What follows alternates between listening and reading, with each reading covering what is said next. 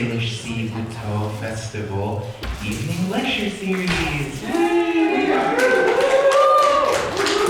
really wanted to launch this lecture series this year. We've never had it before in such a robust way, so that we could enrich ourselves, our fellow artistic colleagues, our community with history, philosophy, and cross-cultural studies, all of these important components of BUTOH from the scholars and researchers that have dedicated so many decades of their life to researching BUTOH and uncovering the archive and sharing it with the world. So thanks for supporting it, and I hope we can continue it in future years of the festival and eventually start bringing scholars from Japan and scholars from all over the world to share their lectures with us. So that's the grand vision that I have. So today is very special. I'm so excited, and I'm so excited to introduce our guest speaker, Dr. Rosemary Candelario. Round of applause, please.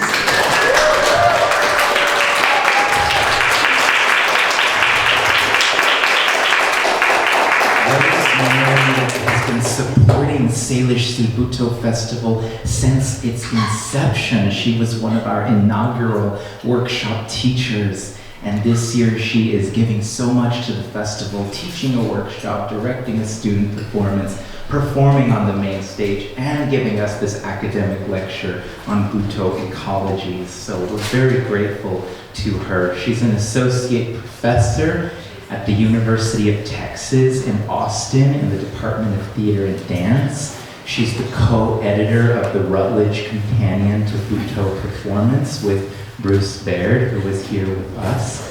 She has an amazing publication, if you haven't read it, from Wesleyan Press on Eco and Coma.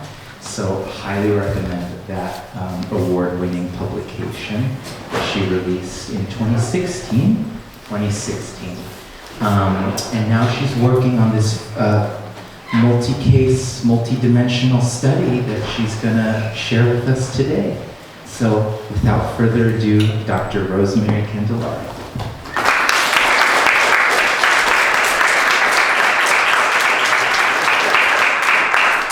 Thank you so much, Yvonne. And I'm gonna try to not be hidden behind all of technology here. Before I start, of course, so many thanks to Yvonne for bringing us all together and for cultivating a community that really values learning about history and BUTOH philosophy along with movement. That's a real treat. I remember back at the first Salish Sea, it was me and Joan and Julie teaching, and Yvonne then scheduled like a roundtable discussion, and we were all kind of, what are you going to talk about? Is anybody going to want to come? And we had the most in-depth, exciting conversation. Some of you were there at that conversation. So I think that's a real testament to Yvonne and to you all and to our BUTOH community that we are both curious with our bodies and our minds and our body-minds together. So, and I also, before I start, I want to just give a huge thanks to An-Magrith, who originally commissioned this talk a few years ago for her incredible series, Verpos and Revelta. That's a hard word for me to say.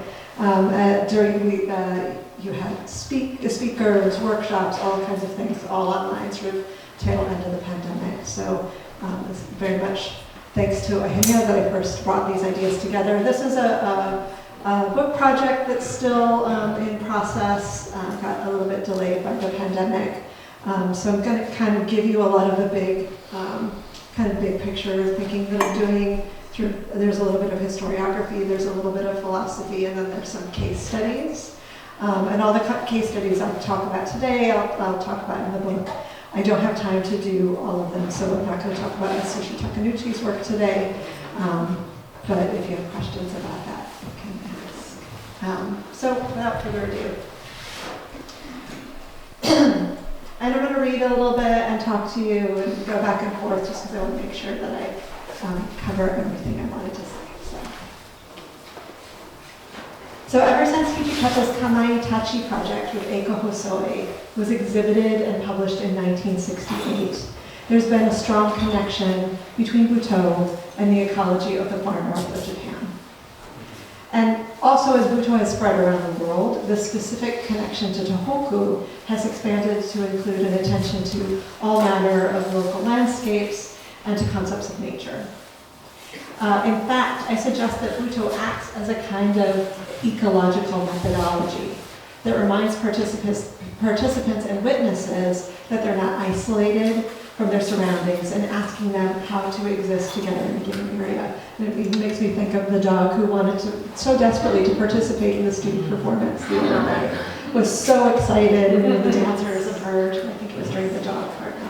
The dog just wanted to join our dance. So just one small example of what BUTOH can do.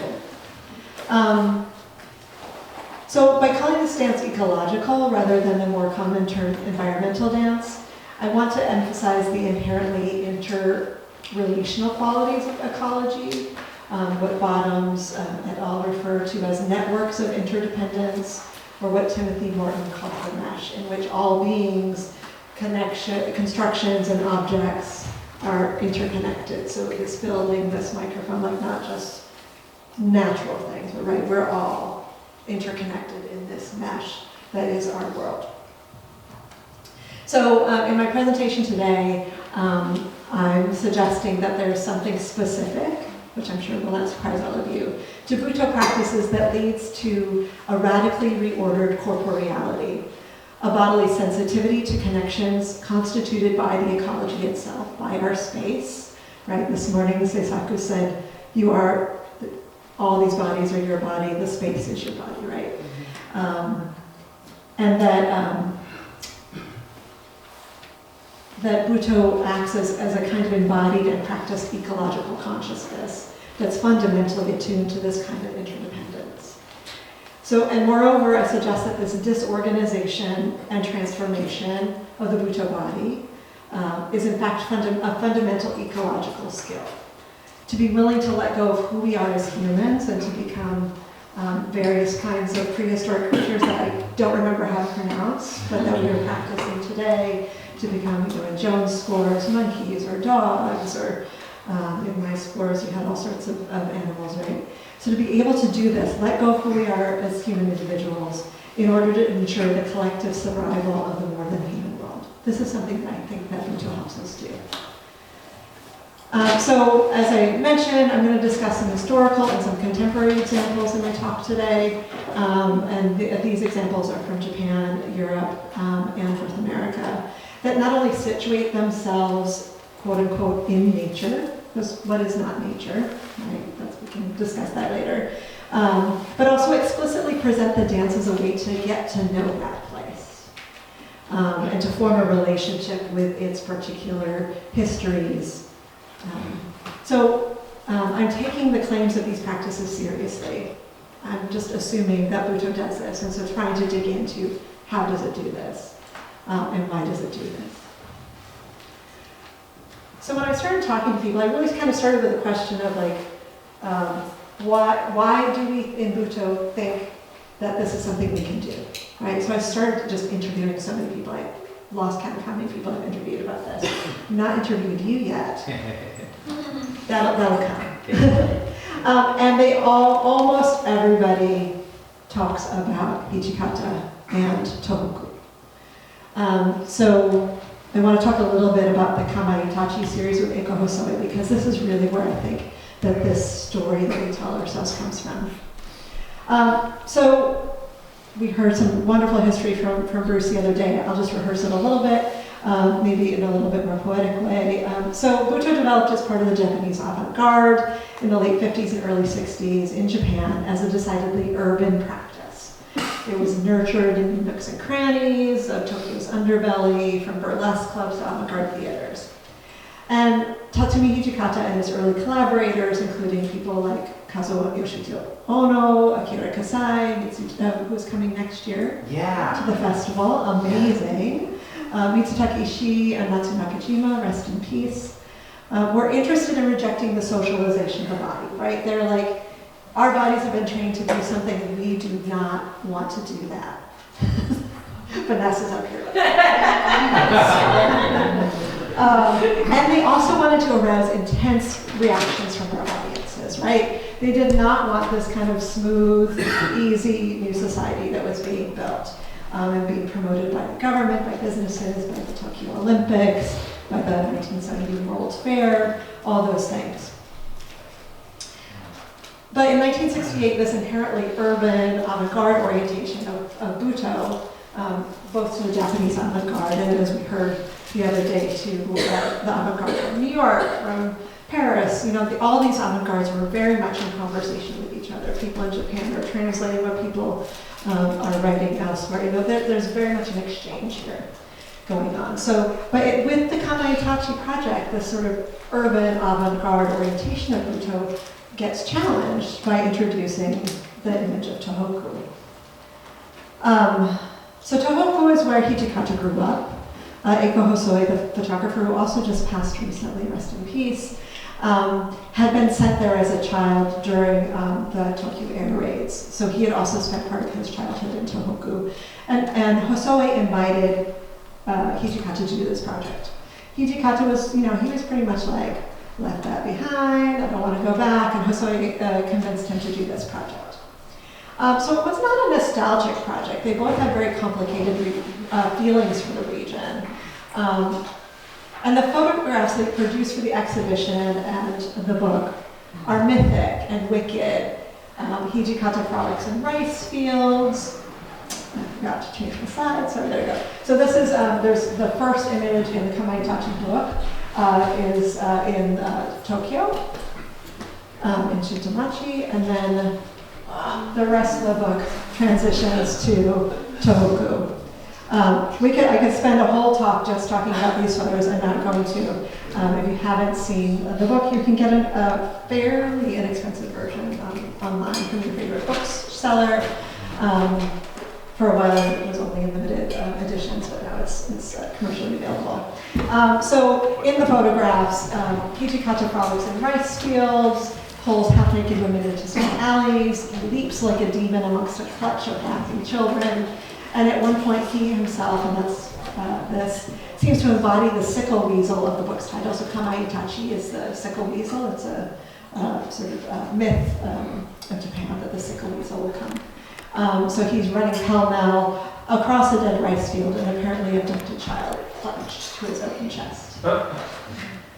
So this rural northern setting of the photos formed the basis for a new orientation for Hijikata's BUTOH, away from the experimental and happening style of much of the work of the 1960s. Again, this is coming out in '68.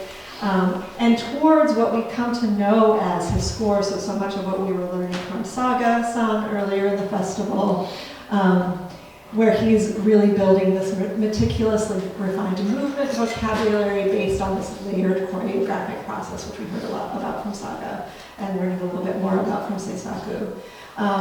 So this is first articulated in the piece Hijikata Tatsumi, the Japanese people rebelling to the body, sometimes also translated as revolt to the flesh, which is the piece with the golden phallus, where he's also the girl, and so Drew showed us pictures of that.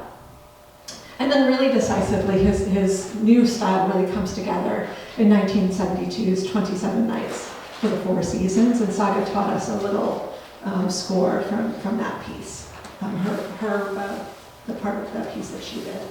And so for the last decade or so of his life, Hijikata dies in '86, so from the early '70s to '86, he kind of dedicated himself to work he called Tohoku Kabuki. And there's a series called Tohoku Kabuki Plan that he did in the last year of his life. And he says about this project, this is the image of Hosotan, which is part of the 27 Nights. So he said of Tohoku Kabuki, I'm cramming in all that is part of the image of Tohoku: rice paddies, the sky, the wind, and salty foods. If classical ballet stands for an extension upwards towards heaven, I cling to the land and return to the inside of my own body. So I think the word image here is really key. Hijikata's dance relationship with Tohoku was much more conceptual and philosophical. He was not making site dances. I mean, other than the Kamaitachi project, he was not going back to Tohoku to make site dances. So that was not his work. But he really was very interested in dancing his idea of the region. And it's really important to note that this image of Tohoku is more than just landscape. It includes the people, it includes the culture, their foods. So it's not the sort of capital N nature that seems to is supposed to be kind of pristine, separate from humans. It's very much the whole ecology of Tohoku that begins to appear in Hijikata's work. In the discourse of the time, so this is late 60s, right? We're in a period of rapid industrialization, rapid urbanization in Japan. So people are leaving rural areas, coming to the cities. Japan is really showing itself to be a power on par with the Western powers. Thus the 64 Olympics, the 1970 World's Fair was really kind of like, yeah, we're here, we're on this global stage. So the north of Japan at this time is really kind of considered, like Hicksville, right? It's the site of the rural, the local, and also in the discourse of the time, the far north was the place of the indigenous. And there is an indigenous population in Hokkaido, which is the island that's north. The Tohoku is not in the farthest north island. So there is an indigenous Ainu people in the far north. So there begins to be some interest in kind of prehistoric cultures. So that this kind of recourse to the north at this time is a particular sort of political stance that's against this kind of urban orientation, right? So Hayato Kosuge, who is a professor at Keio University and works with Kai-san, has noted that at the time the urban stood for modern, civilized, Western, whereas the rural was seen as indigenous and pre-modern. So in this context, this is kind of what Hijikata establishing as Tohoku Kabuki is really reaching for that. So a recourse to the north at that time was like a challenge to this, to the urbanization and the industrialization of Japan via the staging of people and bodies and practices that were rapidly being discounted in this sort of rapidly industrializing society. At the same time, the move also called back to a Japanese history that predated the country's recent imperialism, right? So it's kind of reaching back previous, earlier than the imperial past. And then both of these gestures in general were common to the Japanese avant-garde. That was not specific to Hijikata. So this is kind of part of that zeitgeist.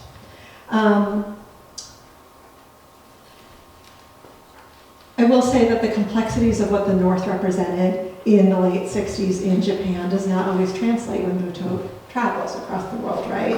So we get this idea of like, oh, Tohoku, Hijikata's from there, oh, the North, and it kind of becomes a little bit more romanticized as it travels and it gets further away from Japan. I'll come back to that idea in a little bit.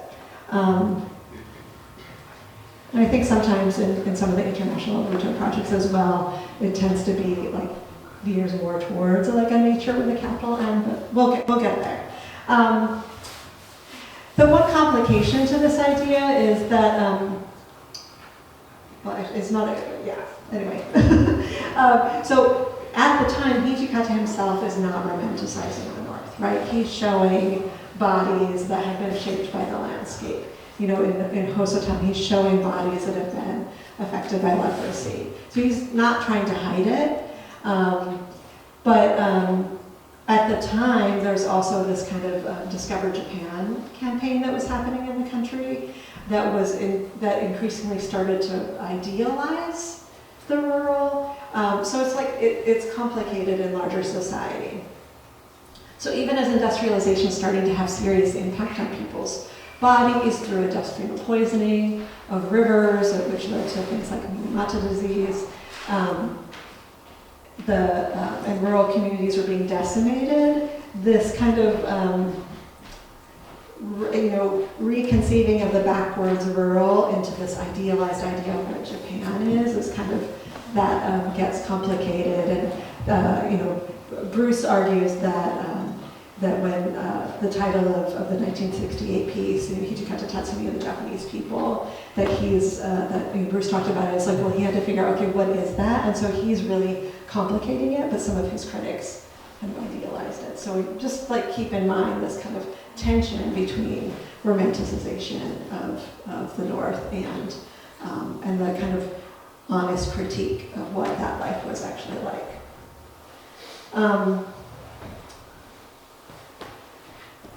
So increasingly, as we get more into the 70s, Hijikata's choreographic statements about the North, for example, like his use of the bow-legged stance, starts to get what she's taking from Tohoku rice farmers, right? They're wet rice agriculture farmers, and so they're moving in a homolateral way, bent over, right? So when he uses that body in his pieces, some critics start then interpreting that in very essentialist and nationalist ways, both in Japan and beyond. So many scholars and critics took this kind of as a matter of course and further developed it in their writing in a way that erased the avant-garde influences or erased the inherent critique, that kind of like, this gesture that Vanessa made earlier, right? So some of the interpretations of the work then sort of like, oh, well, he's identifying the essence of what it means to be Japanese.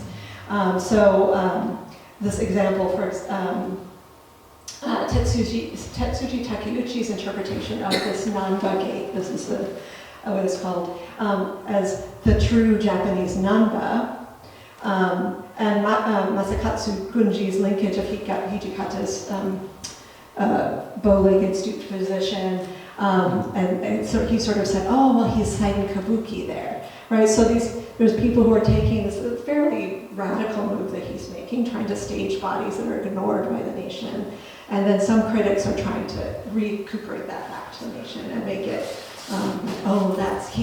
he's performing the essence of Japaneseness. So again, we see this tension, right? I'm going to read a fairly long quote from Miriam Sass, because I think this is really something interesting. Somebody move the, thank you. I thought I tested all the slides, but I guess I missed that one. That's very hard to, oh yeah, maybe you could just like move it actually over physically. Yeah, there we go. But I think Miriam Sass's critique is really helpful because she really points to the complicated nature of what he's doing. She says, some might argue that by the very fact of calling insistently upon the quote-unquote Japanese body, for example, in the Garamata, the bow-legged farmer figure, in Hijikata's Tohoku Kabuki, BUTOH's rhetoric brings with it an inevitable series of associations. Yet while he cites particular types, Hijikata re-articulates them in the form of a dance, and thus in a far less deterministic framework. The body that Hijikata describes continually evacuates itself in this odd relation he enacts between thought and flesh.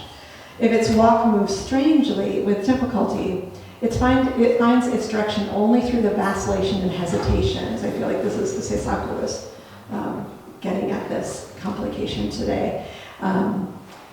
The home it seeks, towards which it heads rather than at which it necessarily arrives, remains deferred and temporarily askew.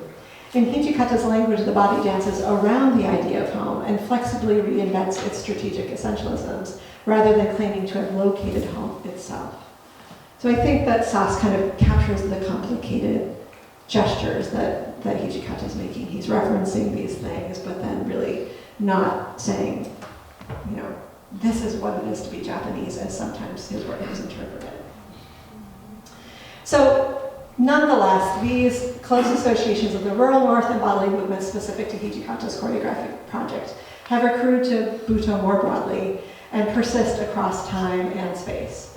So as BUTOH began to circulate, first unofficially in the 70s and then decisively in the early 80s, so when I say unofficially, a lot of people who had been at AsbestosCon or with Ono, people like Eiko and Combo start touring Europe, but they don't necessarily call their work BUTOH. So the word BUTOH doesn't start appearing in international circles until really the early 80s. late 70s, early 80s. But when that started happening, and this, Bruce pointed to this the other day too, these kinds of essentialist notions started to really stick to BUTOH, right? Bruce talked about the reception in France, and which was in the middle of this big Japanese movement, and so there were already kind of this kind of Orientalist idea circulating, and then they saw, Morobushi and Kurota Ikeda and Yumiko Yoshioka, and we're like, wow, which is amazing because it gave them a lot of work, and that's how BUTOH started circulating, right?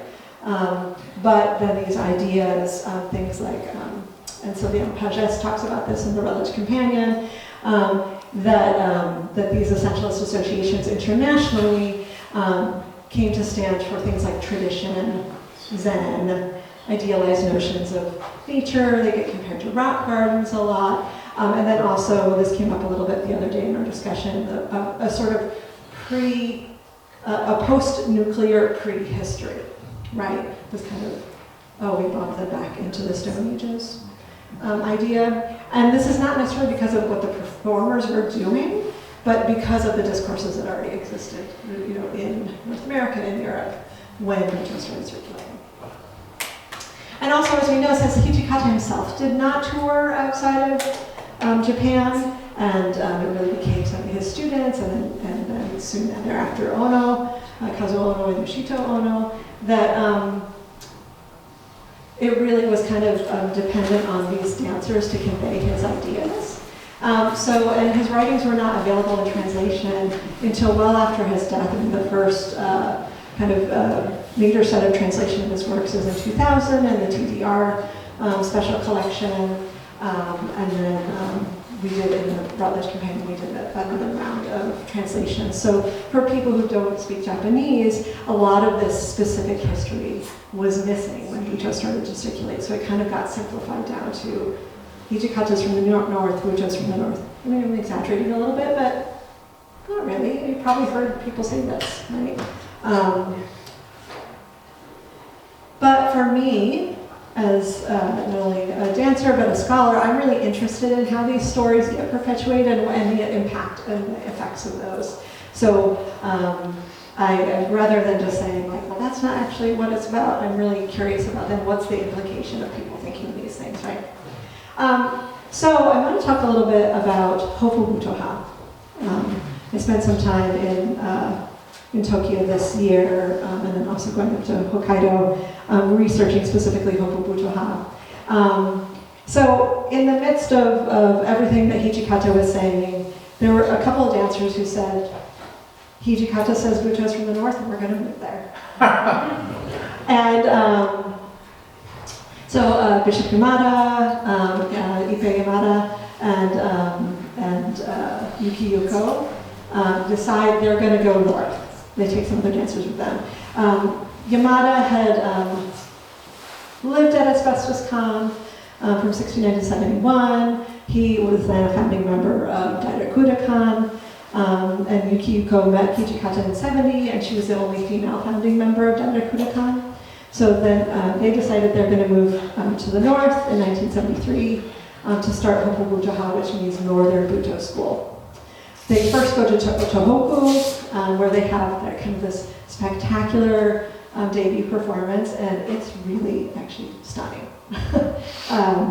They just the Hijikata Archive recently started showing the full. It's like a 3-hour epic performance, and there's all these people took the train, and there was no Shinkansen then, so this was like a 13-hour train from Tokyo. All these artists got on the train, they go, and there's film, of course, so there is film of it, and it's one of the films that actually has the original soundtrack, which is very exciting, because as we heard the other day, a lot of these films don't have the original soundtrack.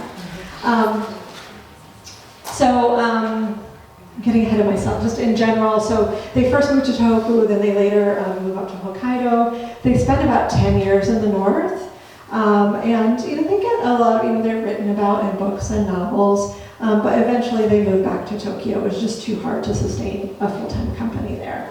Although there are still residences of their presence in Hokkaido. Ito Morita-san, who's in Sapporo, learned BUTOH from one of the Hopo BUTOH member, so and he teaches classes and is still active in Sapporo, and other folks as well. So they did kind of what they had learned from Hijikata. They start making pieces that are influenced by this landscape. This is one of their events. And then it's a poster for the big, it was kind of like the debut performance of the company. So when they returned to Tokyo, they returned in '84, and then the company made another piece with Hijikata, or Hijikata directed a piece for them in '84. And then he, as I said, died in '86. So for Yamada and Yuki, this experience of Hopo BUTOH seemed to impact them differently. Upon his return from the North, Yamada said that he realized that Hijikata's Tohoku was not a real place, but rather a performed one. And he said, in front of a real Gozei woman, and Saga talked to like we did a Gozei thing, right? In front of a real Gozei woman, Hijikata is only a toy and plastic. Gozei is the real body, and Hijikata is kyotai, or a performed body. Hijikata's is fake, but it's okay because BUTOH is how to create that performed body. So that's Bishop Yamada after this experience. Yuki, on the other hand, moved back to the north where she still lives. She lives in Aomori, like at the foot of a volcano. I went to visit her and she said, "Oh, I wanted to take you down to the creek, but the bears are out today, so we can't go to the creek." And she makes pieces about the migration of swans from like the swans in Siberia winter in Aomori. So she's been making pieces like that. So to this day, like this idea of Hijikata and Tohoku really animates, I think, a lot of the outdoor BUTOH being practiced. But Yamada and Yuki's move to the north and the siting of their dance there, even naming it as such, Hopo BUTOH, is really the first instance of a BUTOH practice intentionally seeking out a particular landscape for the stimulation it can provide. Their work introduces a sensitivity to connections constituted by the ecology, the people they were living with, the food they were eating, etc. Although I originally coined the term New Local BUTOH to describe BUTOH practitioners who were not from Japan, but taking BUTOH back to their own homes and creating a sort of new kind of BUTOH with their own culture and landscape, I think that we can consider Hopo BUTOH kind of that first new local BUTOH. Okay, so that's a little bit of history, like tracing the history of how do we have these ideas that there's something about BUTOH in nature. So now I want to think about the BUTOH body, because the BUTOH body is an important part of this ecological consciousness I'm talking about. So what is this BUTOH body? I feel like it's kind of fun to have this, to talk about this as we've been having all these amazing classes and lectures, right? Because this is something that's very fresh in a lot of our minds, right? So we have many common phrases we use to describe the BUTOH body. Things like revolt of the flesh, the body in crisis, a corpse trying to stand up, becoming an empty vessel, expanding and erasing, that's Suen's term, or the possibility body. We can go on. I'm also thinking of Hank's empty vessel t-shirt from the other day, which I just love. I really want to make some of those because it's just like so perfect for BUTOH. Right. So as I said before, there's something about these practices that are helping us reorder our bodies so that it's no longer a singular body, nor is it necessarily only human. And the idea that, for example, our bodies don't end at our skins. So I think these are all very fundamental ecological skills. So in order for the body to be reordered, it first has to be disorganized. For the Japanese avant-garde in the 1960s, as I said, the first order of the day was to break societal norms, right? Reject the bodily habits instilled by society.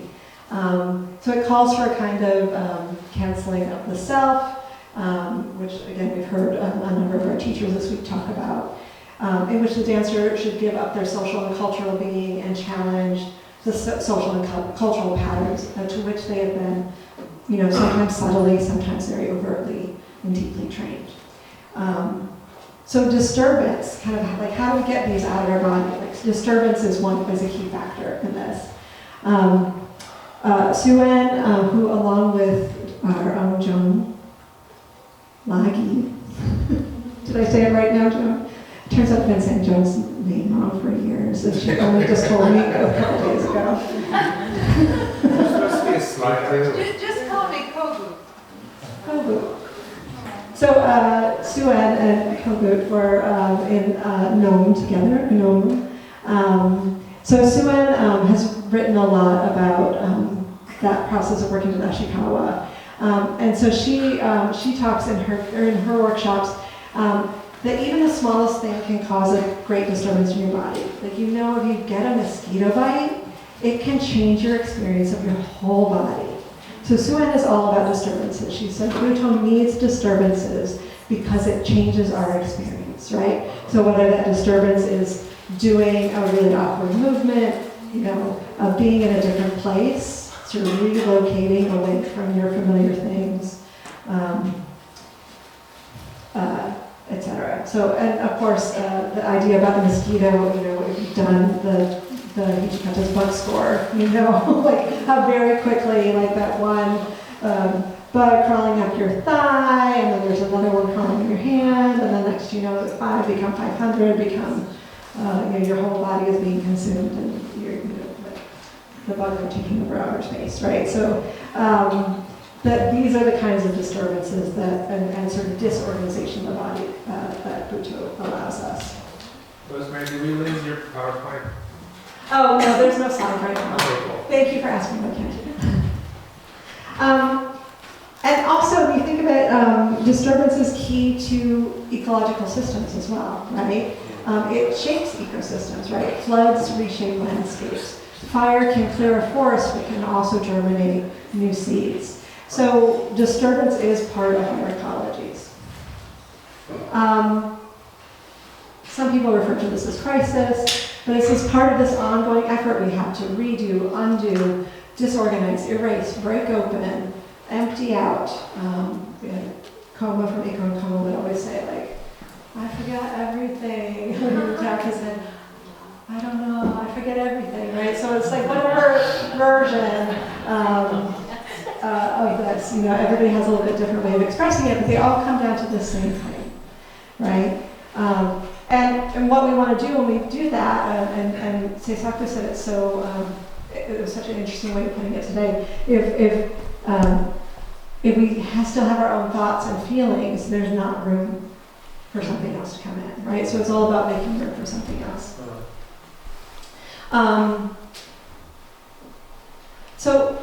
Let me skip that one quote. We go back to Suen. So Suen describes the results of this process in this way. She says, the BUTOH body questions the distinction between time and space. It recycles its environs. It is an organism, not a shape. BUTOH dares to transform the initial reality of the body into a disparate reality of living matter. The body merges with space, and the confrontation can commence. The BUTOH body is the work. The BUTOH body is a battlefield, a condition of being. She's a very effective writer. That's from her. She has a book called The Body in the World. It's published both in Swedish and English. So from Suen's description, we can see the BUTOH body is already multiple. Images, sensations, timescapes, spaces, forces working together, or maybe at odds, or in parallel tracks. As Michael Sakamoto writes in his book, the BUTOH body's multiplicity results in multiple images and bodies interacting with each other, producing a singular dialogue in the dancer's body between multiple and competing aspects of desire and reality. This expression thus returns us to BUTOH's political nature. And I would extend this to also include BUTOH's ecological nature. So we can think of cultivating this kind of body as a kind of embodied staying with the trouble. If you've read Donna Haraway's book, Staying with the Trouble, to me, BUTOH is a kind of staying with the trouble, right? And Haraway writes, the trouble of learning to be truly present, entwined in myriad and unfinished configurations of places, times, matters, meanings, end quote. And so we can even imagine her term the Thulu scene as a kind of BUTOH body, or one of Joan's monster creatures, a time place for learning to save the trouble of living and dying in responsibility on a damaged earth. That's Haraway. So far I've really been focusing on Kijikata, this sort of articulation, layering, rearticulation associated with his practices. But Kazu Ono's attentions to cycles of life and death and rebirth is really a key addition to the BUTOH body. And a lot of people I interview also cite Ono as well as kind of why they feel like that they can do this sort of work. So for Ono, the body is not necessarily disorganized, but rather is the vehicle for the soul to dance, which Seisaku had us leaving, the soul leaving the body today. So for Ono, that soul would go off and do a nice dance, right? But rather than focusing on the individual self, however, Ono's emphasis is really on a kind of a cosmology that's attuned to death and rebirth. It really creates this kind of, and he uses this word, universal BUTOH body that then becomes open to moving through space-time with as flowers, archetypes, ancestors, etc. So this approach calls on dancers in Ono's lineage to, as Sakamoto writes, bear active witness for the other by allowing the instigation, resonance, and consequent activity, which he says is life itself, of the other in their self. This is the BUTOH body's interrelational potential. So this allowing of the potential of life in your own body. And this really resonates with how ecological scholar Timothy Morton conceptualizes what he calls the mesh, in which the quantum, the planetary, and the mundane, this podium, this microphone, all of our bodies here, we're all exist in dynamic relationship to each other.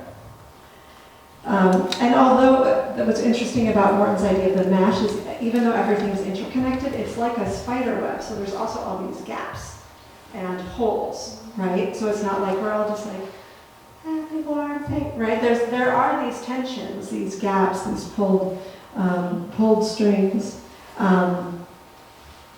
It's both the linkages and the holes between the links that make this connection. So Ono's BUTOH body is attempting to expand to encompass this mesh. It might magnify a particular part of the mesh, or it might travel along the mesh in order to reach an other who can then be brought into focus in the dancing body. So it works a little bit differently in Ono, but there's still this sort of potential in the body.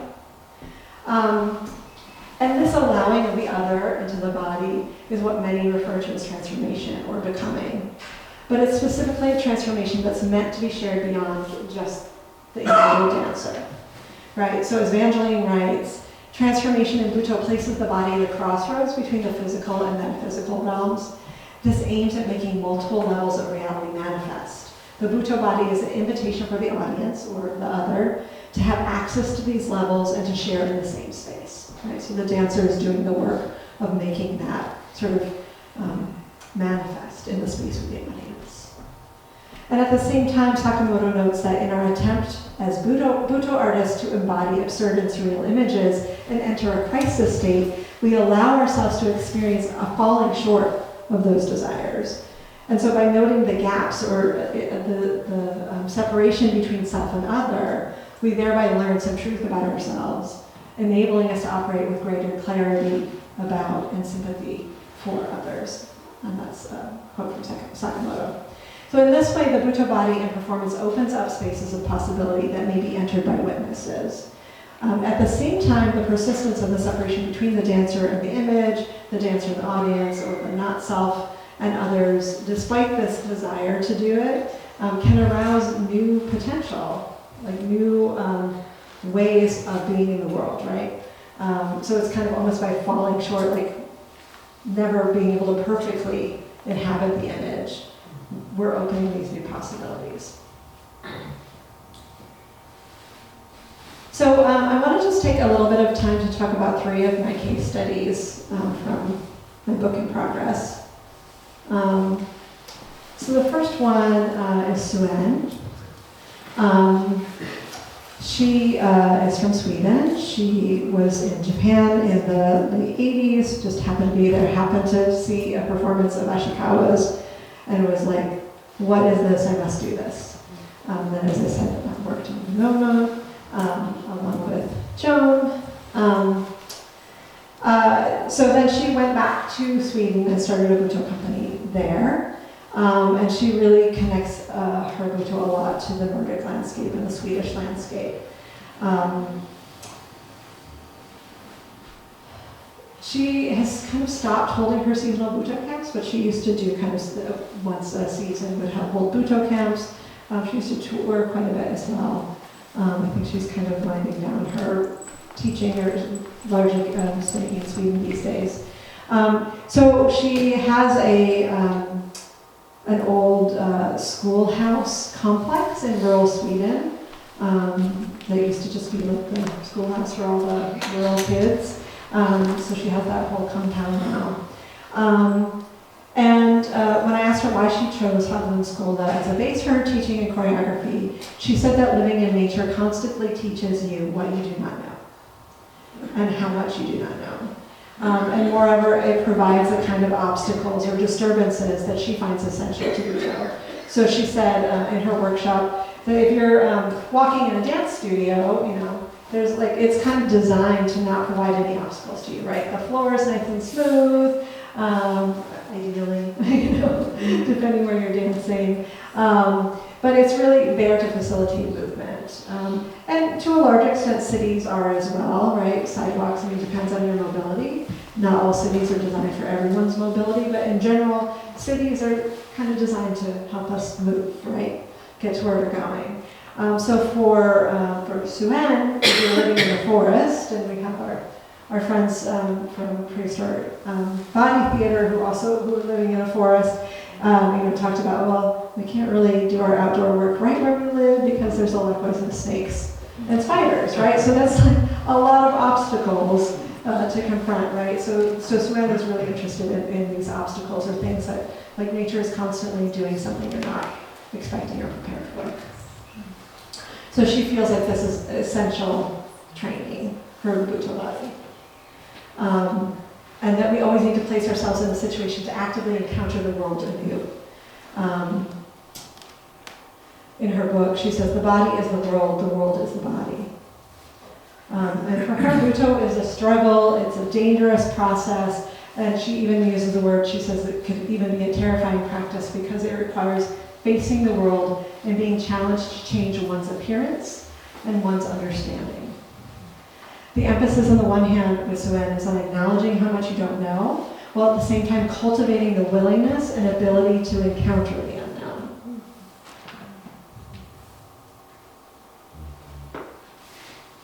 So, do a little snapshot of her training programs. They would usually be about 10 days to 2 weeks. Maybe like a fairly small group, 12 to 15 dancers. Usually very European-based, but very international. In the morning, we would get assigned into practical work teams. So I was like on the gardening team, for example. There were other people who were on the painting team or roofing team. So I spent my mornings doing a lot of weeding, for example. Although there was one day where we got to like smash old roof tiles. It was like the most satisfying. Because then she would use it as kind of a mulch. So then in the afternoon, we would work with what she calls body materials, which kind of are akin to BUTOH, but she's created her own body materials that are related to the Swedish landscape, Swedish seasons. And then during our free time, she had a library that we could explore. And in the evening, she gave lectures and we would watch films. We made great meals. Very simple. It's like a very Spartan existence because we were supposed to have no distractions from the work at hand. Like, no, you had to have your phone was always away. It was supposed to be kind of quiet.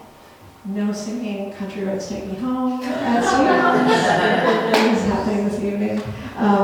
So it's like everything is like so focused, so you can just give everything to the practice. And the practical work, so I mentioned I was weeding. It's meant to provide a way to become familiar with the landscape, much like body weather, the body weather farm. Like through farming different vegetables, you would learn different ways that your body was connected to the earth. Like the way you would pick potatoes is very different than how you would pick tomatoes, right? Or different vegetables require different bodies. So it was a way of training your body.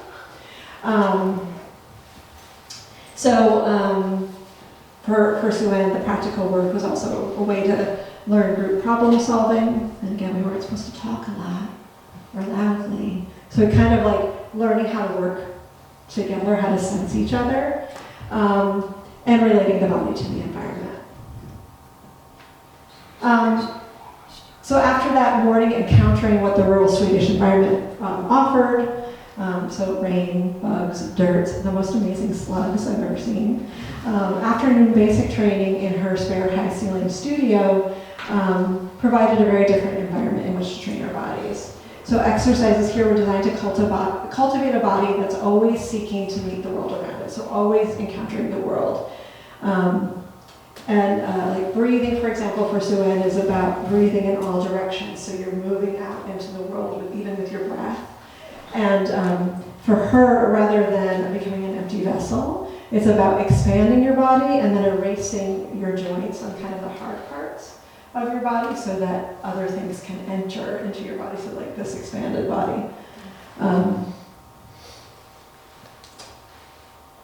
And it's into the expanded and erased body that then the BUTOH body materials can enter. Sue-Ann's body materials involve a lot of smells, because for her, smell is something that travels beyond like the boundaries of the body. She talks about like there's a rotting apple or some rotting food. You're like, where's that coming from, right? Because it's once that apple starts to rot, the appleness is like extending beyond it in a particular way. So she's very interested in smell for that reason, because it's not about the borders of a body. She has a body material called rotting process, because like they have a very short, warm season in Sweden. It's very damp there. So that kind of high summer is called rotting season, because things then start to rot because it's so damp and warm.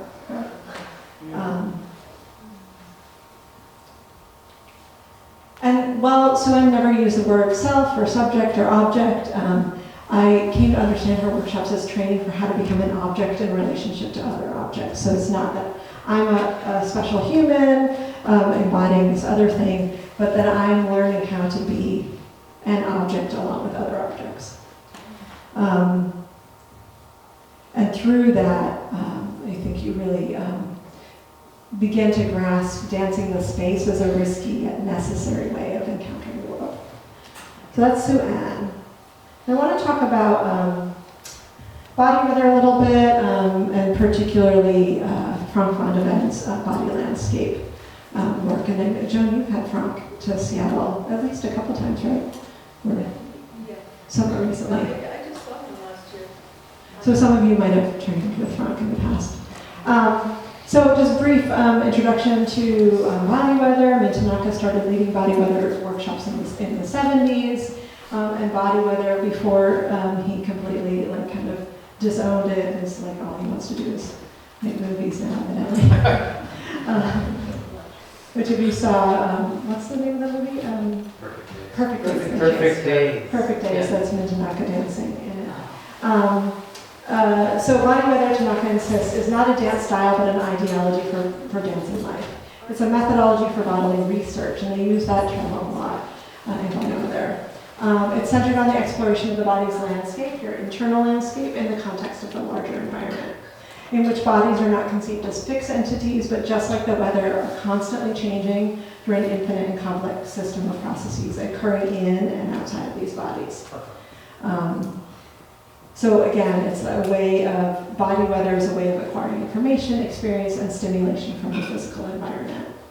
They use a lot of images like wind and clay and an orientation to sight. And earlier David was describing like amazing Mintanaka piece in Union Square, New York. Was it Union Square, you said? Yeah, he used to do these, what he called hyper dances, where he would dance like anywhere and everywhere, often naked with just a bandage wrapped around his penis. But he also wore a lot of trench coats and things as well. So for him, you know, like nature could be an urban park, it could be a parking lot, it could be a dance studio or a rural setting.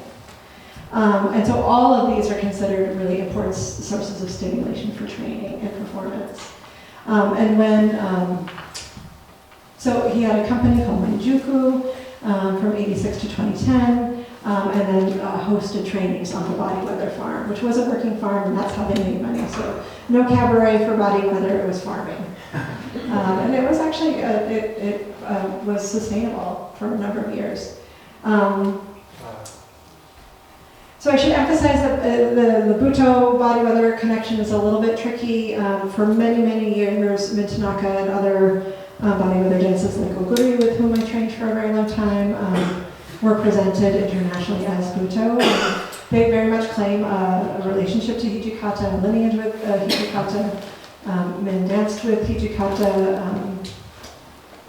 shortly before his death, and there's like a really stunning duet that Min and Ashikawa did together shortly before Hijikata died. But at a certain point, they all stopped using the word BUTOH, and some of them were quite anti that. For them, they feel like that BUTOH has become sort of fixed as something, which we could very much debate, and they don't want their dance to be associated with something that they feel like has a fixed name. Eiko and Koma are very similar. They've never called their work BUTOH, and ask that their work is not called BUTOH because they want you to encounter their work as it is, but without a name, so you don't think you know what you're seeing before you see it. But body weather practitioners do hold Hijikata in quite high esteem.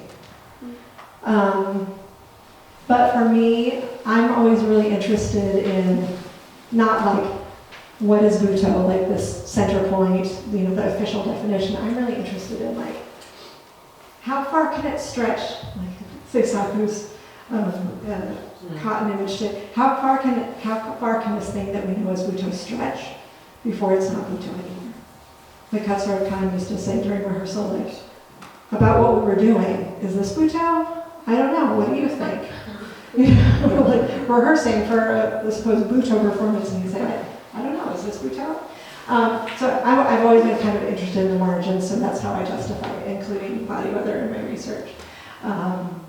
So right now there's a handful of people around the world who, many former Manjuku members, but some others who are still offering body weather training. And Frank van de Ven is one of them. So in the book project, I talk about his training. This is in the Basque Country. Frank is really interested in, he does a lot of training in specifically rural outdoor settings. So he really wants to explore the body's landscape in these particular rural, large natural landscapes.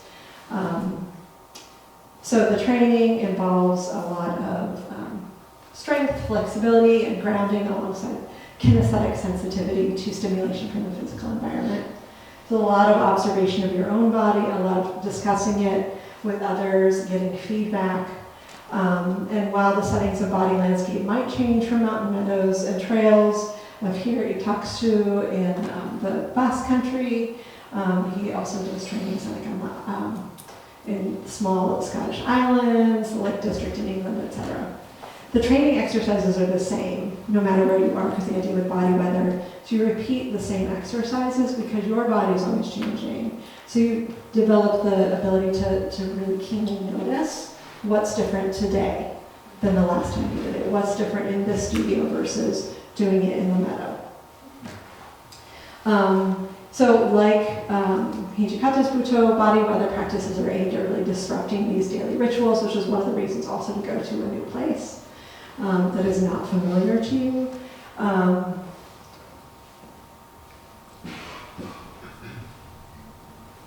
So this is how Van de Ven describes what he's doing. He says, the workshop proposes strategies to confront our bodies with multiplicity, unpredictability, directness, and autonomy of the natural environment.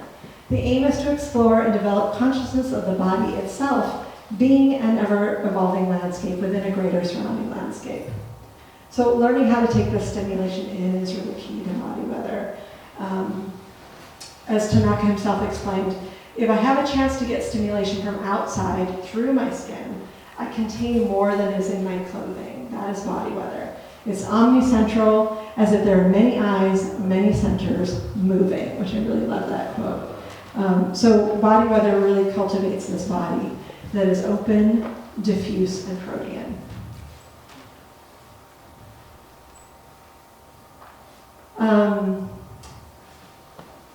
So one of the things about body weather is you do this practice called MB, which a little bit of MB has come up in a number of our trainings this week. I certainly did some in my workshops, that kind of going across the floor with all the different kinds of locomotion. It comes into a little bit into Especticos training, again, like the sort of kicking, you know, as you're going across the floor in different directions, which also Seisako and Yuri incorporate a little bit.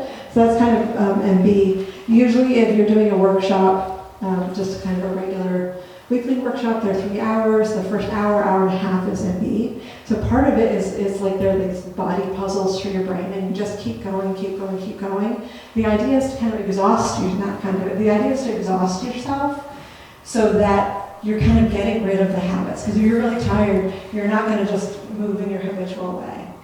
And then you do, depending on the workshop, either some solo stretching or partner stretching, and then you go into image work. So that you're kind of preparing your body, you're exhausting the body, you're stretching it, you're making it available to the images. And usually about the last hour of workshop is image work. So there is, you know, you can also tell yourself that this week as your body gets more sore and tired, like, oh, by doing that, by not being able to move how I would normally move, I'm making maybe something new available to emerge from my body. So by the end of the week, people are going to be like, Amazing. amazing. By Sunday, Yeah. incredible, right? Yeah, so noticing the changes in your body as it becomes fatigued. But then also, like, how quickly can you start to pick up these new things? You know, the follow the leader stuff, even that Yuri was leading today. Like being able to then pick it up more quickly, then you are responding to your environment in a different way.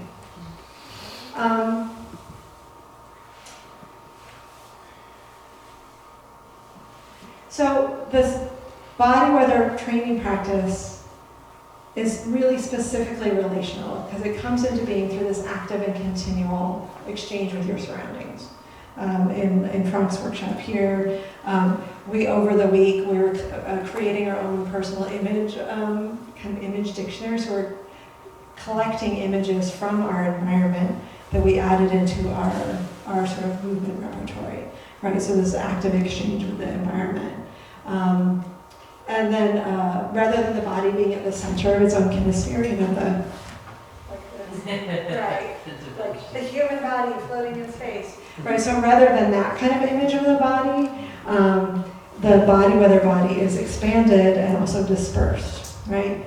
And the practices are really designed to lead to a heightened awareness of sensation in the body and its surroundings, and openness to receiving and responding to both. And that resultant dance is constantly in flux because it's always responding to new internal and external stimuli. So I think just given the time, I think I'm going to skip my Diego case study. There's a lot of Diego people in this community. All right, I'll send you my Diego. You still have time.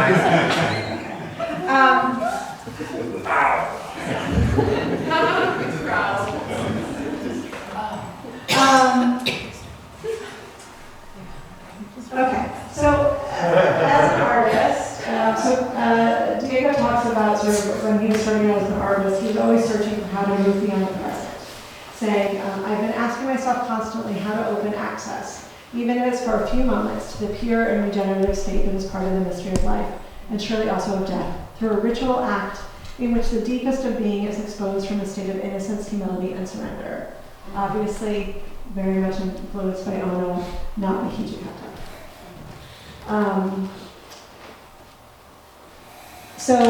In his life, he says that encountering BUTOH provided an avenue for how to do this. And he says, for him, BUTOH is a symbol, a name to connect the feet to the earth, asking to the earth, reverence in front of nature, the source of life. As I guess many of you know, he had significant studies with Milton Nakajima in Mexico, and then in Japan with Kazuo Ono and Yoshito Ono, and also with Tanaka. Although I feel like in his own trainings, you don't feel the Tanaka as much.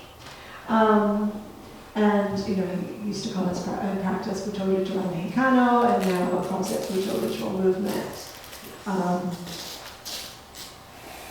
So according to artist scholar Joy Flew, Pignon shares with his teachers, quote, an obsession with the relationship between body, environment, history, and finding a way to dance oneself free. And artist scholar Nikki Seifert writes that through her training with Pignon, she came to understand BUTOH as awakening the energy of rebellion and seeking to use this energy as a force to propel a creative, transformative expression that breaks through the confines placed on one's body, by oneself, family, education, society. So again, that kind of breaking the society's training. And Mickey writes, for us, BUTOH seeks to liberate the mind from the way it habitually thinks, the body from the way it habitually moves, and the self from how it habitually conceives of itself and the world.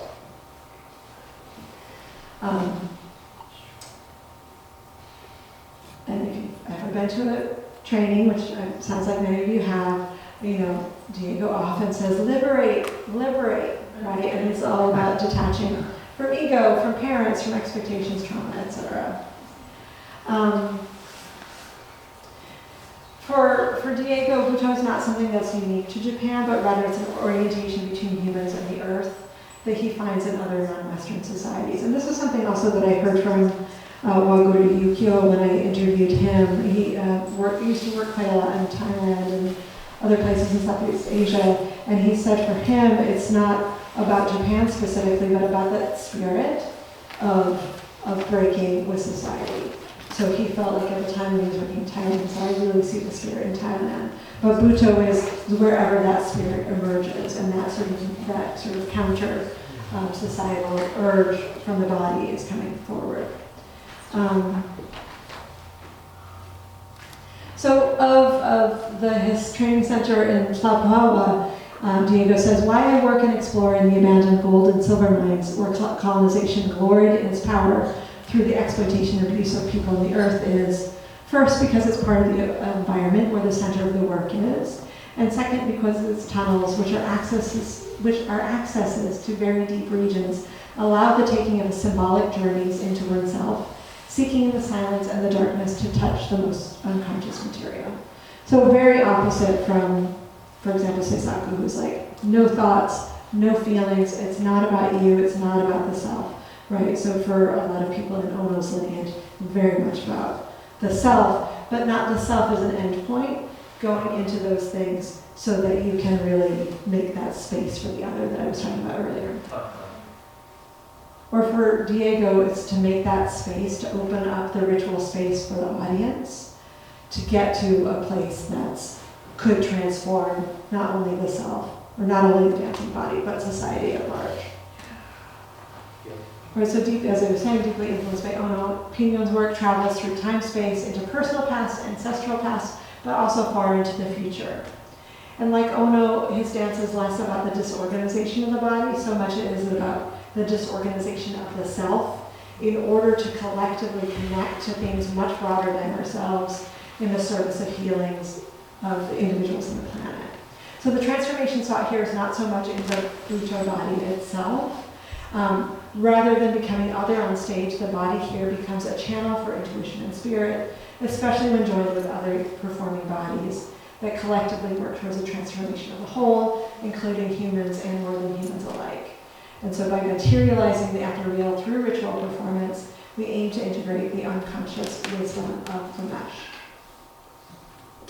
So what I've tried to do in this talk is to articulate both the historiography and the praxis of ecological BUTOH that offers possibilities to alter our collective understanding of bodies and the earth, and to detail how the BUTOH body disorganizes out of habitual patterns and is reordered into a new ecological ways of being. So many of the specific lineages, influences, and trainings of the practices I discussed today may differ. They all share in common a belief in the value of working with local landscapes, that there's an important connection to be made between humans and nature through dance, and that there's something in this practice that's fundamental to BUTOH and BUTOH-related practices that leads towards this radically reordered corporeality I was talking about at the beginning. And although, just to wrap it up, although Hijikata and Ono's connections to nature were more mythic and metaphorical than material, they weren't often leading people out. I mean, Ono did make some outdoor pieces, but it wasn't like workshop happened in his studio, right? With him lecturing, and then he would get up and he would dance with a plastic rose.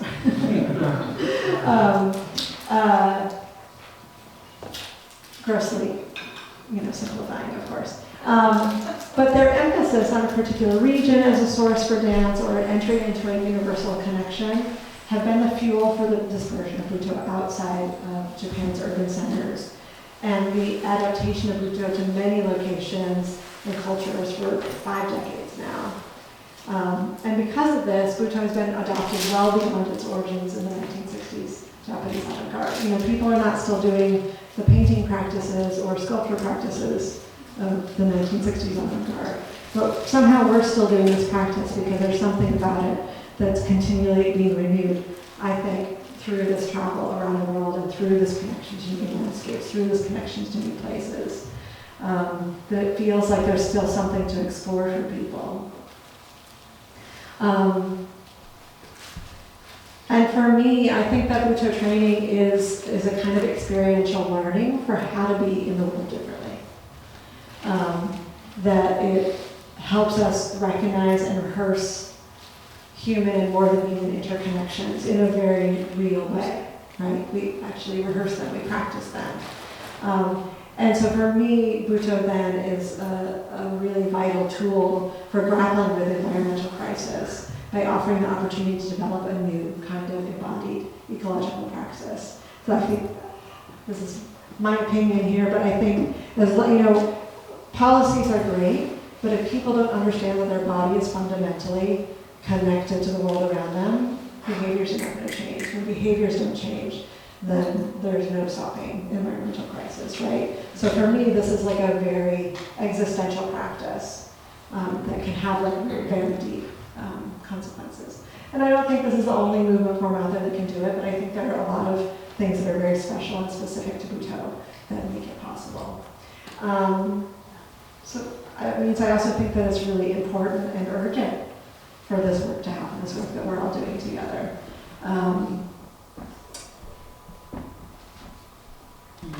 I think I'm going to end it there. That's my email. Do you want to email me? And my website. Since Bruce did some shameless plugging, I'll leave that there for a second. I'll show you my work in a minute. Thank you so much.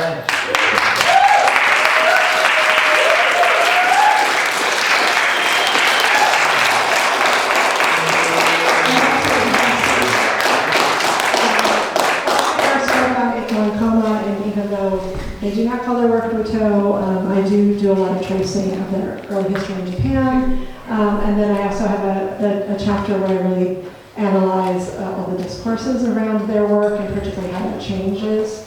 When they first came to the US, they were considered like the avant-garde of modern dance. And then once BUTOH started circulating internationally, they started being treated, called Japanese rather than they started being othered by the critics who had just welcomed them as part of the vanguard of modern dance. And I talk a lot about sort of how those discourses around the nuclear develop around BUTOH, so that if anybody's interested in that discussion we had the other night, I have a chapter on that. And then here, Here's a QR code. I have no book giveaway tonight because Bruce and I have already given our book away. So if you go to that QR code, it'll take you to the link on the Rutledge website, and you can have free open access to the book online. It is still available in paperback, much cheaper than the original hardback. It's about $50, but it's a 550-page book. It has 54 chapters with 56 authors from 14 countries. It's historians, it's dancers, it's there's poetry, there's personal reflection on dancing with Ecological, there's history. It ends with Shinichi Yomakoga's chapter that says, burn BUTOH so that I may begin again, which is really beautiful. So please get the book, use the book. This is our gift to you. Thank you, Rosemary.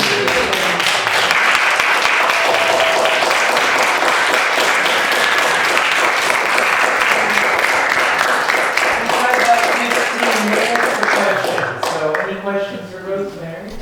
And let's begin. Aaron. Yes, thank you. What a lovely talk. I'm sort of new to BUTOH, and maybe it's, I don't know, it's sort of maybe a basic question, but so one thing that I've come to appreciate about it is the use of the imagination or the imaginary. But I feel like so much in what you're talking about, what BUTOH is, it's about like disrupting, and with the example of like the smells, like creating these alternative experiences that our body can have. Why not just do the real thing? Like, why not be in a workshop where there's dead fish everywhere and I'm smelling actual dead fish, or where there's hooks actually in my flesh? Like, why the imagination? I guess is my question. Why not just the real thing? So it's kind of like a BUTOH versus performance art question.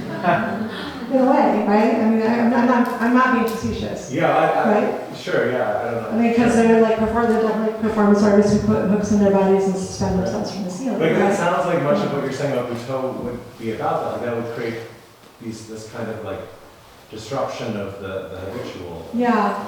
I think, and in BUTOH's history, that first decade was much more experimental. I don't think anybody did actually put hooks in them. They did have a scratch and sniff program for an early concert.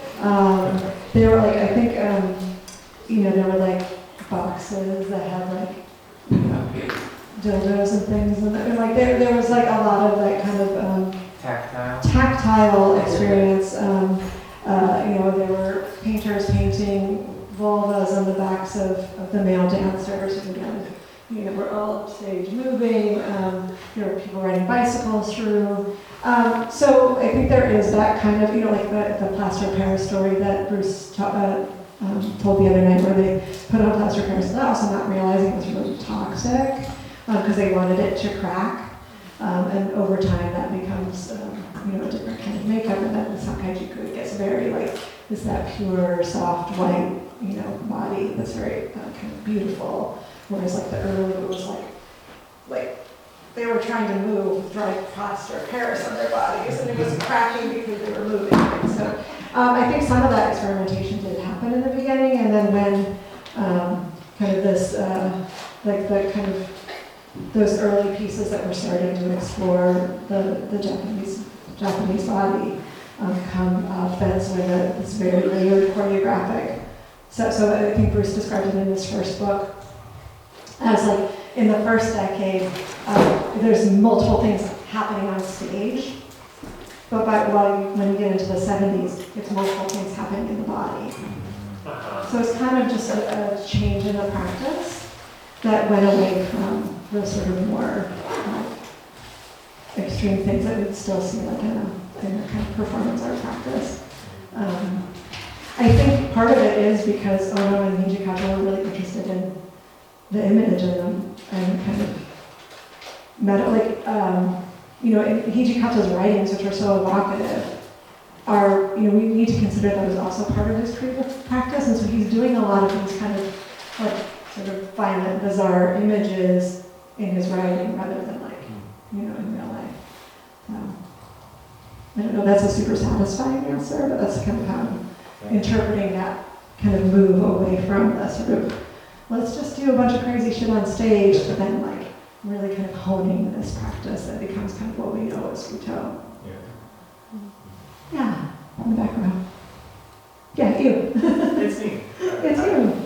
I have a question about when you were talking about Mintanaka, or no, not Mintanaka, Suen. You were talking a bit about objectification, and the way you were talking about Suen's relationship to the body as object seems, in some ways, complementarily reversed from narratives about everything being sacred. Can you talk a little bit more about re-objectification and kind of what that entails in a world that has reduced the natural world to objects? Yeah, I think this is really coming from, and this is not to say that Suen is specific, like saying, oh, my practice is like object-oriented ontology. That's me saying that. And I think in object-oriented ontology, it's really, I hadn't thought about it in the way that you asked that question, but my understanding of object-oriented ontology is less that we're making everything, like object here doesn't mean not sacred, but it's really a way of changing, like humans, like that sort of human-centeredness of everything. Yeah. And if we're thinking of humans as part of this world of objects, then we're giving a different kind of centrality to a chair and decentering the kind of humans. So for me, that's not necessarily like an anti-sacred, but it's sort of like seeing, by decentering humans, we're giving attention to the other things around us. Whereas the impulse to animate the natural world and make it human as it's the other direction of taking the human and bringing it down to what we have objectified. Yeah. Is that kind of what I'm Yeah, and then saying like, oh, you know, we think that the rock is just there for us to use because it's an object, but if we understand that we're all objects among objects, then that's a sort of, I don't really want to use the word leveling, but that's what's coming to me. It's more sort of like then looking at everything on a kind of even playing field. Like if we're thinking about all these things, and to use Morton's mesh term, like if we're all part of the mesh, then the thermos, the water bottle, I'm using shoes, the microphone, like everything, we're all part of something, and then that by having us all relate on that, from that perspective, is then, I think, to me, that opens up a lot of possibilities about how we see the world around us, and then how we treat the world around us, if we understand that it's that we're all related. Are you familiar with the word animism? Can I ask a secondary question to this question? Do you have any perspective as to why the word animism isn't more explicitly used when talking about BUTOH? Because so much of what you're talking about, I feel, is very correlative to like animistic ontologies. Yeah. I don't have a great answer for you, but I think that's a really great point. Yvonne has been kind of leading the BUTOH field in terms of fungal images and mycelium and helping us think in that way. So, like, you or somebody else in this room wants to take up animist BUTOH, that would be exciting.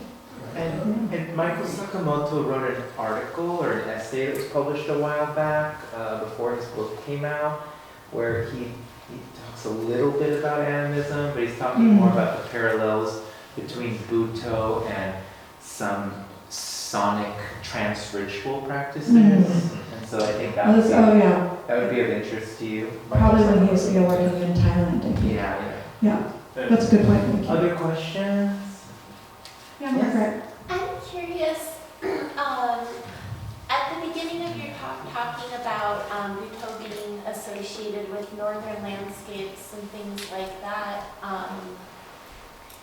how far north BUTOH has been present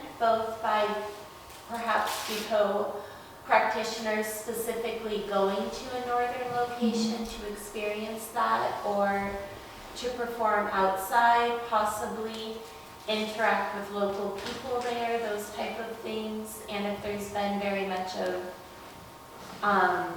extreme north things going on with people very dedicated or things like that. Do you mean outside Japan?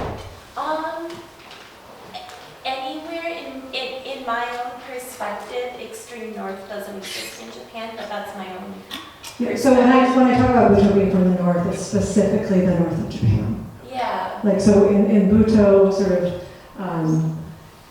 mythology, and I say that not in a dismissive way, but like these are the stories we tell. Like, this is the stories that Hijikata told. It's specifically the north of Japan.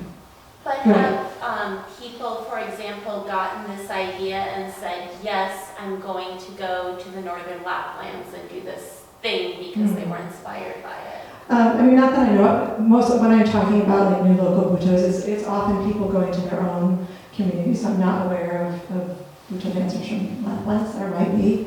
But that's sort of the imagery of the north is specifically the north of Japan.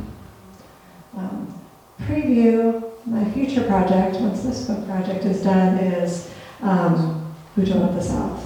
Because for me, the really exciting work that's happening is in Mexico, it's in Chile, Argentina, Brazil, Indonesia, it's happening in Australia, it's happening in the Philippines and South Africa. So that I'm really excited about that. And when I was in Japan last, Caitlin Coker told me that, and I've never read this before, and so I have to get the source from her, but she said that Hijikata said that Byakusha was Buto's southern cousin. So, and our 2027 festival, I've been told, is going to be a Byakusha focus, which is very exciting for me. I mean, they're from Kyoto, so it's like, southern cousin. But they were also kind of like doing wild stuff in the forest, right? So, yeah. Well, I found what you said at the end and just sort of the whole theme of the talk really moving about Buto being this like pathway into being in better relationship with other than humans and ecology, and like that's like really articulates why I think I love Buto, and like seeing these like descriptions of these like workshops that are so intensive, and like how lucky we are to get to be in workshops. But I guess I feel like less maybe that when I'm an audience member, but so I'm wondering like if any of your research is around audience responses to this, and like people getting that feeling if you're being in an audience. That's a great question. And my answer to that is, so when I first started making my own work, because I also have a whole practice research component to this, first a set of work I did in North Texas when I moved there, and then I have a kind of long-term project right now called Aqueous, which is about water, and particularly water in Texas. And so there's a stage version, which you'll see tomorrow night, and then there's an outdoor version, which happens in a handmade boat on different bodies of water, which could be seasonal, they could be places that used to be a pathway for water, and now there's no water. Sarah Alexander is here from North Texas, who's performing with me tomorrow night. We've performed it, for example, in the former pathway of the Rio Grande River before it was channelized and straightened. So we're in this like sort of dry creek bed, that used to be the Rio Grande with, when did we do it? Like 22, 21? Anyway, there was a border wall, like we couldn't see it from our performance site, but the people who were in that area took us there, and you could feel the effect of the border wall, like on this site. So we do it in sites of like, we also did it on Spring Lake, which is not a proper lake, but it's the spring of the San Marcos River, which has been a sacred indigenous site for 10,000 years. So we're doing it, very slowly doing it at all these different sites across Texas. So when I first started making this work, my idea was, it'll have a profound impact on the dancers. So I have an article where we interview some of our dancers, and they share what changed for them about their bodies from the work. But then I started to hear anecdotally, and this is for outdoor work, anecdotally from audience members, how much it affected their bodies. So I haven't had a chance to like do, because this is kind of the type of research that I don't really do, like it's a little bit more social science. But now that I'm at UT Austin, which has a lot of resources, I have some money this year to do some audience work and to do some pre and post surveys, or to do a workshop with them and see. So I'm really curious, because I didn't necessarily think it would have a direct impact on audiences, but a lot of people told me things like, oh, my body didn't feel the same for days after seeing your performance, or a friend said like her son who was ADHD said he felt so calm for an extended period after the performance. So like I've gotten a lot of feedback like that it's impacting people's bodies, which I didn't expect. So I haven't yet systematically studied that, but I'm looking forward to doing that. I had an audience member at an ecology-themed performance. You know, I share with Rosemary. I always feel like I stand on her shoulders as big sister, big BUTOH sister. We both do ecology-centered work. You'll see my piece on Saturday, Bowels of the Earth. But I had an audience member came up to me in 2017. He worked for Boeing, and he felt so, I guess, touched by the performance, he quit his job on Monday.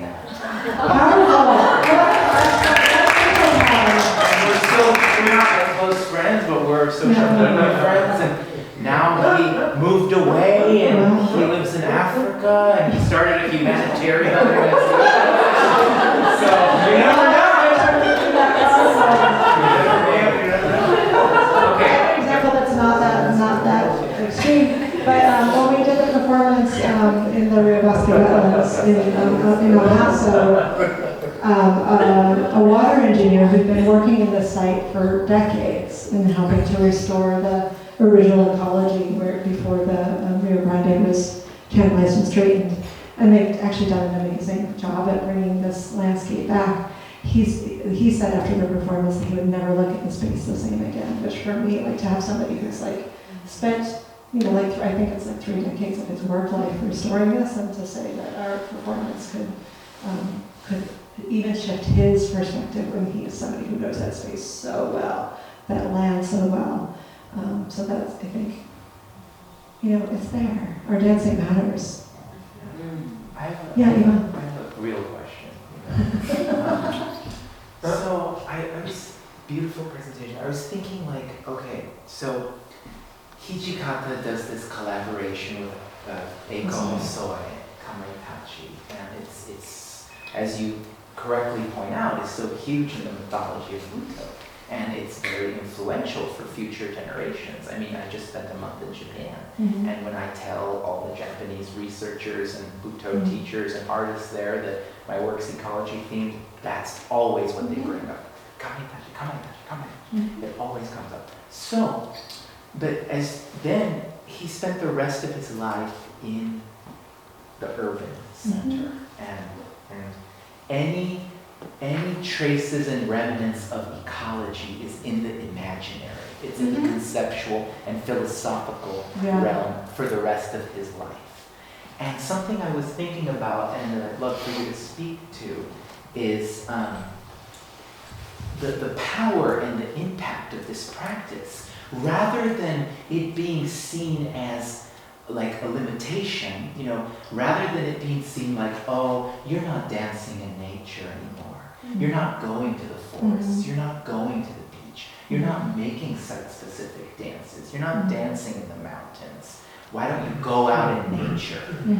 What is the power and the impact of staying in the city and evoking nature through choreography, through performance, and the world-building power of BUTOH and, you know, Hijikata's method and the ma and the space? Can you just speak a little bit to that, of the power of that sort of conceptual approach that is in relation to ecology, and how that relates to global climate change and all these future disasters that we're having to grapple with that affect people in the cities as well? I brought this quote back, but then I'm also going to go back to the cover of my Ecocoma book, which I think you can't see super well, but they're actually, it's a gorgeous photo. They're dancing on the old West Side Highway, which was torn down not long after this photograph was taken. It had already been closed, so this doesn't exist anymore. This is like the Hudson River Parkway. There was a highway in New York before that. And the book is called Flowers, Crack, and Concrete, right? So I'm very interested in,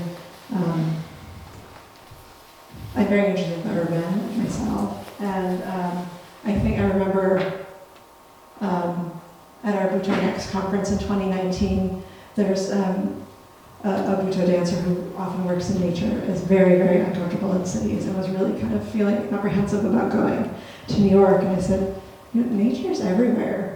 Nature's everywhere in New York. If you just look, there is all sorts of nature like persisting and busting through, you know. And then we were like walking around together and like, look, there's like, you know, there's plants growing on the side of that building, you know, like not ones that people planted. I mean, like there's a Rats. what did you say? Rats. Yeah. I mean, yeah. And mycelium. Right? I mean, it's like that's the one thing that gives me like a little bit of hope is I'm like, I feel like nature is going to persist. I mean, it's getting, you know, like things get fucked up, and you know, I know you all are in drought here. Coming from Texas, I'm like, it's so great. I can feel moisture in my feet. Which I know, so we have different ideas of drought. But I think like being in a city and like and doing the work in the city, I think is really important because we think, oh, we have to go out somewhere very remote to be able to do this work. But actually, when we were in El Paso, you know, we did a workshop in there, like I think it's called Centennial Green, and it was kind of this new, you know, like center of campus, like very manicured and everything. But you know what? The creeks run underneath that, and like this is still nature, right? It's like we don't have to go somewhere else in order to do this work. We can do it where we are. Yeah. Can I share some perspective on that? Yeah, sure. I'm noticing Aaron's question and your question, Yvonne, have some similarities because I wrote on my arm, I forgot my book today, The Naturalization of the Plastic Rose, right? The naturalization of the plastic rose that Ono was dancing with, right? So there, at least me coming from where I come from, which is an animistic background, even the imagination is the natural world. And even the ways that we transform nature to become this building, New York City, if none of the plants were, or the rats were, kind of cracking through New York City, even the historical remnants, these fossil, these like human-made, human-facilitated fossils of previous ecologies are also nature. And I think being able to, flowers cracking concrete, being able to crack the naturalization of allow the imagination to crack into nature is what I think about when I think about that question. And also Aaron's question of like, why not just do the thing? It's like because the imagination is the real thing. Yeah. I mean, you know, like scientists who study the brain, like say, like imagining something, like the body has a physical response to it. Right? Is sky considered nature? Say it again. Sky. Sky. Oh, of course. Yeah, right. So it surrounds everything. Yeah. Do we need to wrap up, Yvonne? Yeah, maybe one more question and then we'll wrap up. Any final questions? Yes. Last question to Last Joan. question. Well, a couple of things.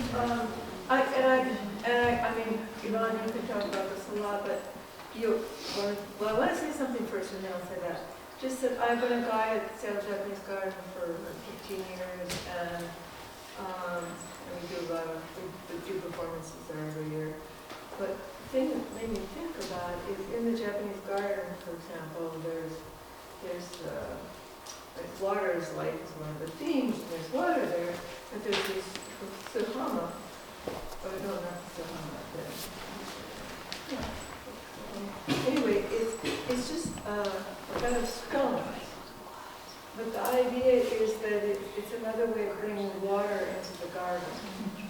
So somehow that image has struck me with this conversation because it's like, how can we bring more nature into where there's less of it, and we have this power to do it with just this, you know.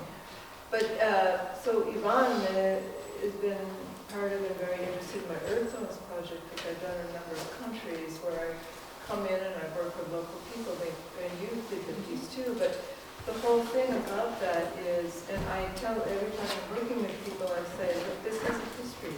It's moved around the world with different people. And the whole thing is how to, it's about the landscape of Earth, and the body is Earth. So it's kind of one of my little politics, I guess, is to present that, or to offer that piece as that way of saying, how can we, maybe we can't exactly erase the physicality, but how can we increase the sense of the living Earth where it is? I mean, it's the ones in building, like it's below the concrete, it's still there. Thank you so much. That was my question. Sorry, go ahead. Go ahead, Ashley. Question. Okay. So I guess a lot of, like, with the quantum BUTOH and the time and the space and the body, a lot of past. What of your experience of the future? Dancing the future. That's a great question. That might be a little bit. I talk about that with when I talk about sushi. Is that sushi does a lot of work at like points of crisis, but that's also about like how do we continue? Like humans have done a lot of really horrible shit, right? And then how do you take that and have, you know, even have a future, even imagine a future. So I feel like that happens a little bit there. And of course, like my case studies are not the only things. I kind of picked ones who were doing trainings that were in nature because I'm very interested in training rather than just performance, because I think that's where we learn to do the things in the bodies, right? Yeah, I think a lot of, like Atsushi's work kind of travels across like timescapes. Yeah, I think, I mean, and again, like, you know, we saw all that amazing work last night. Some of that's very primal, ancestral. Some of that felt like very future forward, right? I feel like as a community, we just keep growing. And this is the other question, like, you know, I said earlier, like, you know, nobody's doing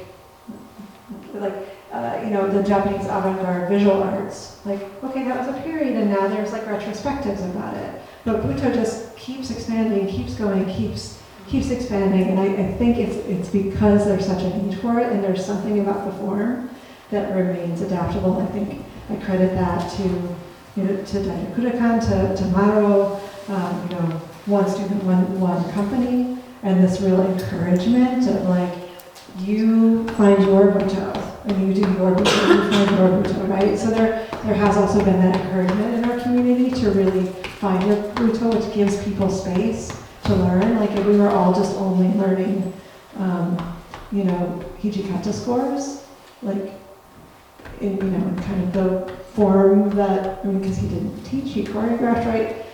I mean, it might not be as attractive to people, but I think there's something about the form that just keeps expanding. So I think that's kind of a roundabout and maybe late night answer to your question. I think it was a great one. Thank you so much, Rosemary.